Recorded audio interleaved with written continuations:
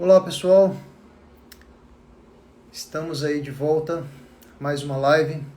O tema da live de hoje é não convença ninguém de nada, tá certo? Eu quero fazer uma reflexão simples aqui com vocês, tá?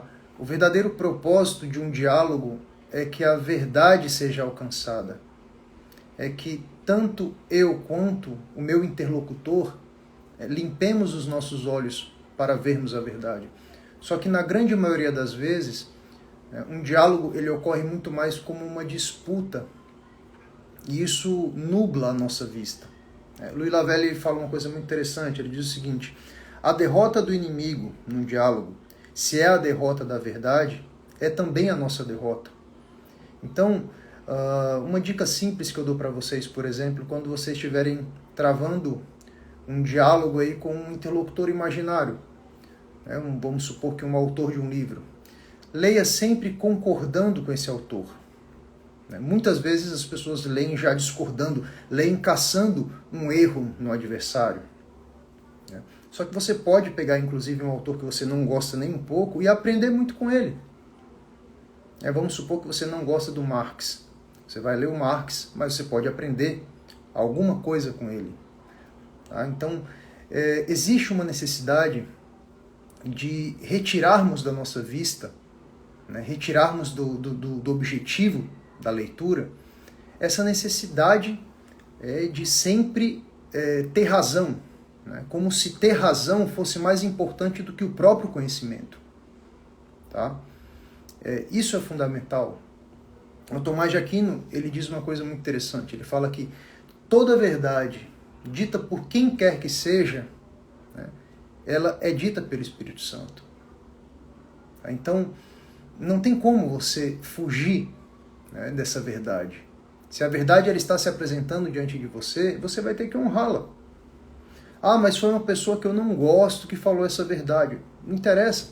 Inclusive, um desconhecido pode te falar uma coisa que para ele era completamente banal, mas ele ativou uma memória da verdade em você.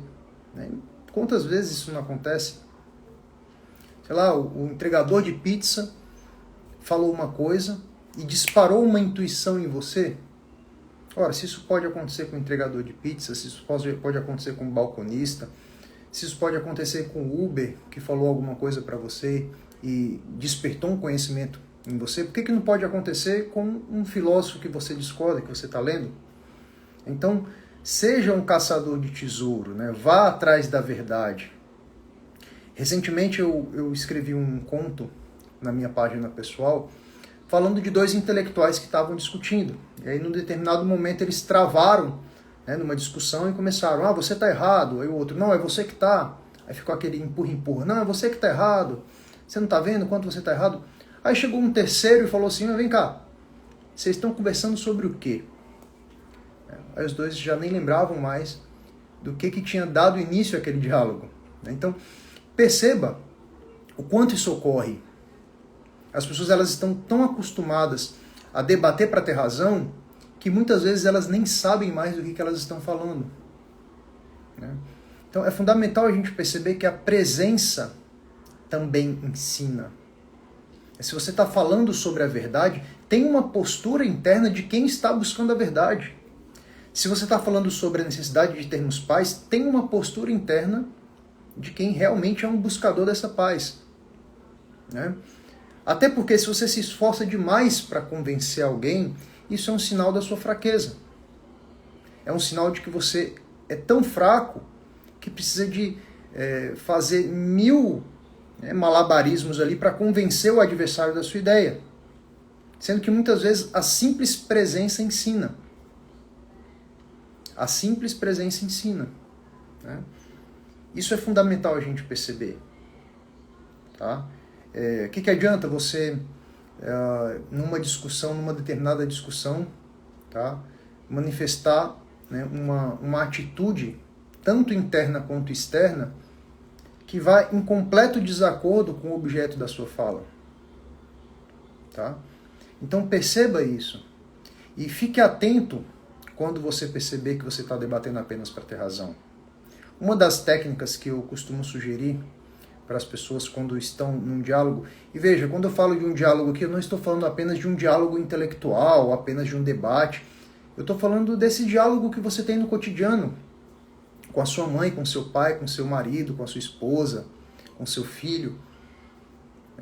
Escute o que ele está falando e logo depois que ele falar, você repete tudo aquilo que ele falou.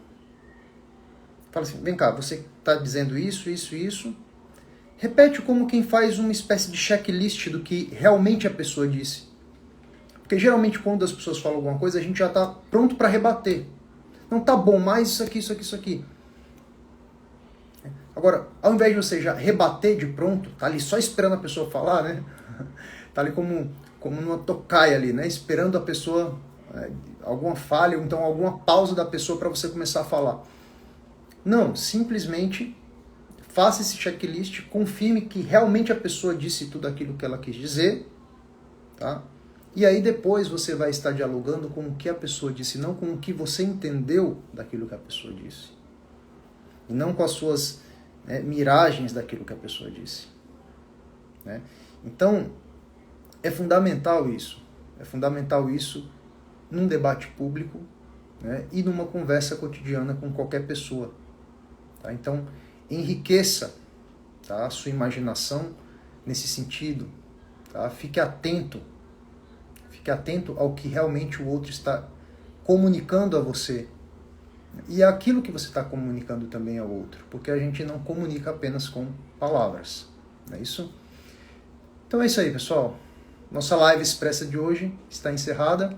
Lembrando que quinta-feira agora tem a nossa aula no YouTube, cujo tema é Sofrimento nos Relacionamentos. E aqui já é uma abertura, um preâmbulo, tá? Só que nós estamos falando aqui do relacionamento no sentido de diálogo, o que também é um grande fator de sofrimento nos relacionamentos. A falta de diálogo ou um mau diálogo, tá? Então, até a próxima. Um abraço, fiquem com Deus.